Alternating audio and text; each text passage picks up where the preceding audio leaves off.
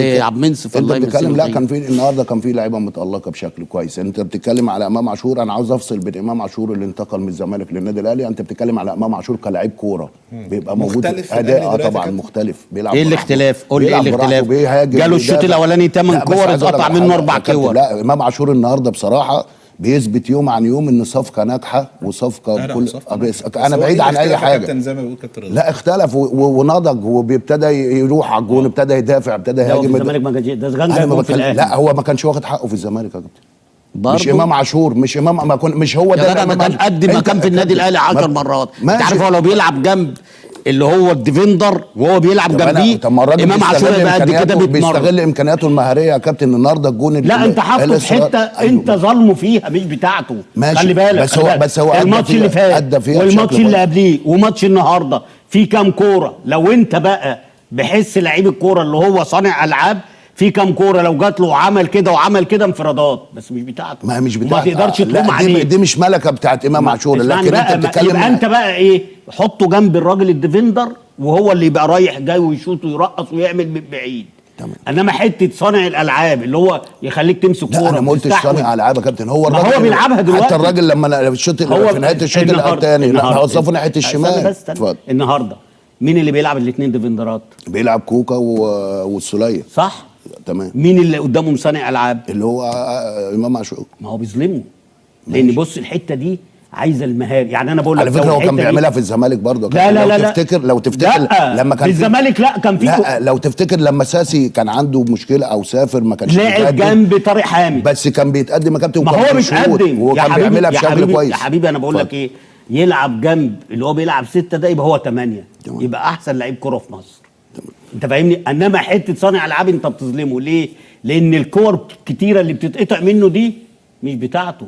تمام. بتاعت واحد عنده الحس بتاع قفشه، القندوزي، الجلاصي، الناس ناصر ماهر، عبد الله السعيد، الناس اللي هي عندها. انا ما قلتش امام عاشور وصل للناس دي، لكن انا بقول لك مجهوده في الملعب يا كابتن. انا بقول لك في حتته. انت بتتكلم في الحته دي. لو هو لعب جنب مروان عطيه او كوكا او السوليه هيبقى قد كده، هيبقى قد كده ويحط قفشه قدام بالظبط. ماشي. لكن هو الراجل بيوظفه. هو الراجل يعني بيظلمه. انا بتكلم على انا وجهه نظري احساس امام عاشور ان هو واخد راحته اكتر ممكن في الاهلي يا كابتن. لا بص هو لو الكره بيمسكها وتتقطع والجمهور يهيص يسقف له. طب انت عايز ايه تاني؟ طيب ما هو ده برضه هيفرق في مستوى الفني. لا اسمع، ده هي فتره بس لغايه ما يقدم شويه كده ويبعد بقى وينسوا موضوع ان هو جاي من الزمالك والكلام ده. لو ازمت شويه هتلاقي الجمهور بيزوم عليه. على اي لعيب بيحصل كده. مش ماشي بس يعني. ماشي بس هو امام له حته خاصه دلوقتي عشان ايه؟ عمليه دعم قصدك يعني. بس انما بعد كده اسمعني انا بقى اسمع. بس هو مستواه بيرتفع مش هينزل. مين اللي بيرتفع؟ هو امام. طيب هنتفرج بقى الماتشات الجايه لما يرجع. مين امام عاشور؟ اقول لك على حاجه. لا انا بقول بص امتى مستواه يرتفع؟ لما يلعب في الحته اللي انا بقول لك عليها. امام عاشور حجز مكانه في المنتخب اساسي في افريقيا. انت شفت فيتوريا بالمستوى ده فيتوريا قال عليه كلام امبارح. قال لك هو فاجئني بادائه وفاجئني بشكل على اساس ان هو مثلا عمل 40 ثرو في ال3 ماتشات اللي فاتوا. ده راجل مع كل الاحترام ليه بقى يبقى ما انت بتقيم اللعيب على ايه؟ على الباص اللي بيطلع منه صح. ده هو ال3 ماتشات اللي فاتوا ولا باص صح. هو اللي ظبطوا الجون اللي جابه في الاتحاد. ازاي ده هو اخد احسن لاعب في يا عم وحياة ربنا مجامله. طب صلى على النبي. النتيجه 2-2 صح؟ في كوره الشناوي مطلعها اللي الراجل عملها كده وراح بالمقص والشناوي طلعها. هو اللي ياخد نجم المباراه؟ ايوه. ولا امام عاشور؟ بلاش. أيوة. علي معلول اللي عنده 34 سنه ده هو اللي ياخد نجم المباراه ولا هم بيدوها عندي في الزمالك وجماهير يعني الزمالك الدولي. ايوه لا الدولي يا جدع اتحاد دولي ايه؟ هم دارين ده حاجه. بص اسمع بس خد ده عندي في نادي بص خلينا عقلينا كده وحياه ربنا.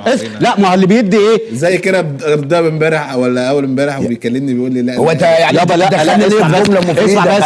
اسمع بس مين نجم المباراه؟ قال لك التحكيم كان ضد الاهلي عشان مش عايزين طب ما دي حقيقه. لا برضه ده كلام. طب ما طلعوا خبراء كلهم حتى جمال الشريف وكابتن جمال. يا فاروق في اخطاء. هو انت بص يا فاروق ما تتكلم. انت عمال توسخ بكابتن رضا. انا هسالك سؤال. انت لسه مصمم عليها. اسالك سؤال. انت نفسك قلت ان ضربه الجزاء دي مش ضربه جزاء. ده مالهاش دعوه ماشي. لا فاروق قال ضربه جزاء واحنا قاعدين انت قلت ضربه جزاء واحنا بنتفرج. صح؟ بتاعت ماشي تاو. صح؟ تمام. هو انت ليه النادي الاهلي لما يبقى ليه حق ما ياخده يا عم؟ طب بس انا زي ما احنا بنطلب يا ارجع فاروق. للكابتن رضا. خلاص انت قلت الجمله دي من يومين وخلاص. انت بتفكرنا ليه بقى تاني؟ راحت اللي راحوا يعني. يا رب. كابتن رضا يقول لك اصل الاتحاد الدولي عايز يضايق يا الزمالك. جدع بيقولوا له مين احسن لعيب، هم بيكتبوا يقولوا له خد ده احسن لعيب. لا بالعين والنظر. مباراة لا كتير. انت دلوقتي الشناوي ولا علي معلول اللي ياخدها بما يرضي الله؟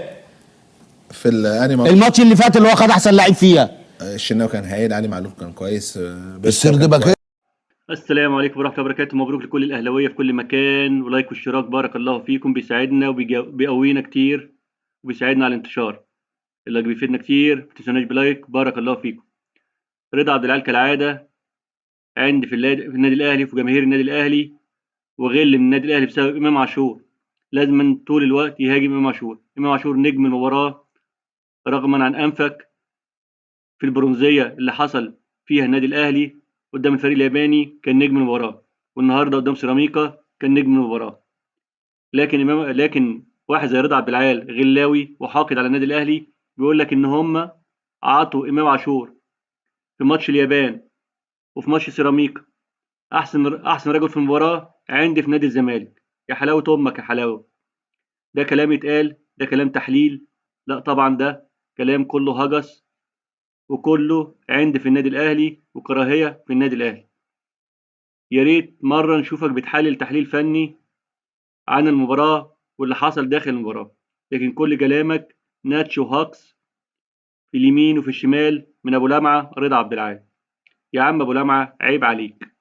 النادي الأهلي عمل مباراة كبيرة رغم حالة الإجهاد اللي كان فيها كل فريق النادي الأهلي بسبب الضغوط اللي عليه.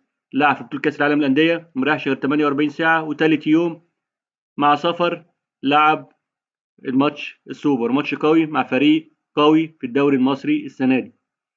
وقدر النادي الأهلي وقدر إمام عاشور يقدم مباراة رائعة مع النادي الأهلي رغم إن الفوز اتأخر كتير قوي لغاية الوقت الضايع، لكن كنا نستحق الفوز من بدري من الشوط الأول.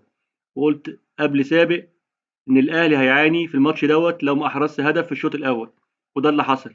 كنا أقرب إلى ضربات الجزاء اللي كان هيبقى يعمل فيها الحظ عملته مع النادي الأهلي. لو وصلنا ضربات الجزاء كنت متوقع إن احنا نطلع من هذه البطولة، لكن الحمد لله إن الجون جه بمجهود فردي من إمام عاشور وخطأ دفاعي من حارس المرمى، والمدافع أدى لإحراز الهدف، وصول الأهلي للنهائي في أول سوبر مصري في النسخة الجديدة.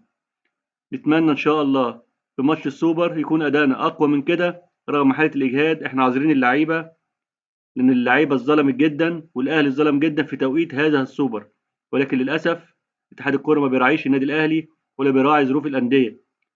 لما بيجي قصاد النادي الأهلي بالذات بيعمل دكر على النادي الأهلي آخر 4-5 سنين. للأسف كنت أهلاوي أصيل، كنت من عشاق الرياضة المصرية.